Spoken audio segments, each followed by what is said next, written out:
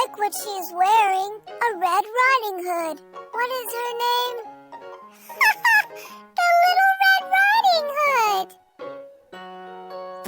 Little Red Riding Hood was a lovely and cheerful girl. She loved to wear her Red Riding Hood. One day, her mother called out to her. Little Red Riding Hood, your grandma is unwell. Please take this basket of hot bread and hot pumpkin soup to her. Sure, Mom. I would love to see Grandma. Good girl, but be careful on your way. Don't wander in the woods. And don't stray away from the main road. And especially, don't talk to any strangers on the road. So Little Red Riding Hood set out, carrying the basket for her grandma. Lost in her own thoughts and humming a song, she soon forgot what her mother had told her. Little Red Riding Hood spotted some beautiful and sweet-smelling flowers in the woods.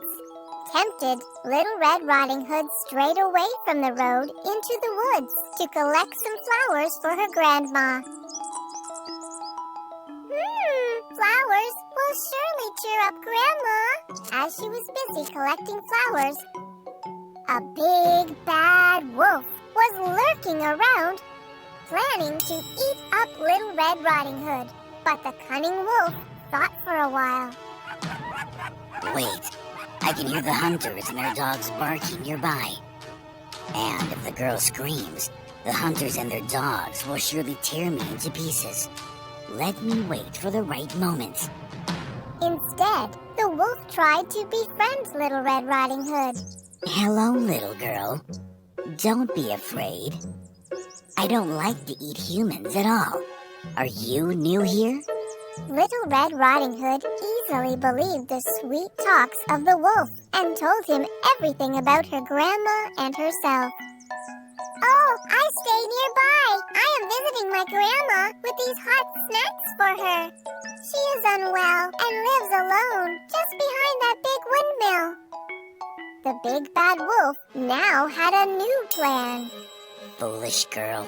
Let me reach Grandma's house from the shortcut. I will eat Grandma first and wait for this girl. And then these yummy snacks too. Okay, I have to go now. See you soon. Bye. So as planned, the wolf took a shortcut and reached Grandma's house a bit early. Grandma, open the door. It's me, Little Red Riding Hood. But Grandma was out to see the doctor nearby and had left the door unlocked. Seeing nobody at home, the cunning wolf entered the house. He wore Grandma's dress, spectacles, and her cap, and then lay covered in her bed. A little while later, Little Red Riding Hood arrived at her grandma's house. Grandma, it's me, Little Red Riding Hood. Open the door. Oh dear, the door is open. Come in. But as soon as Little Red Riding Hood entered Grandma's room, she noticed that something was strange about Grandma. She hesitated to go close to her granny.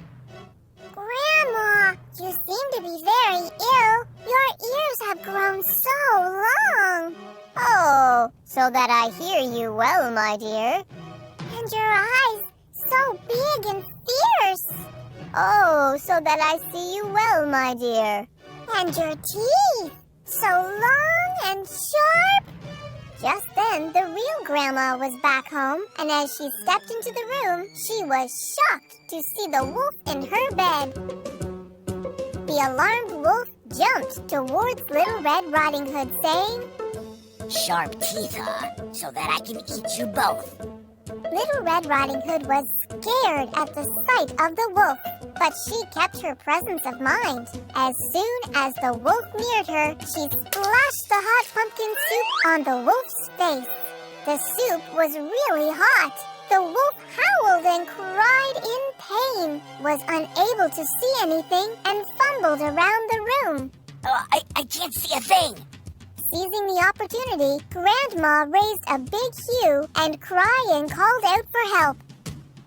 Help! Help! There is a wolf here!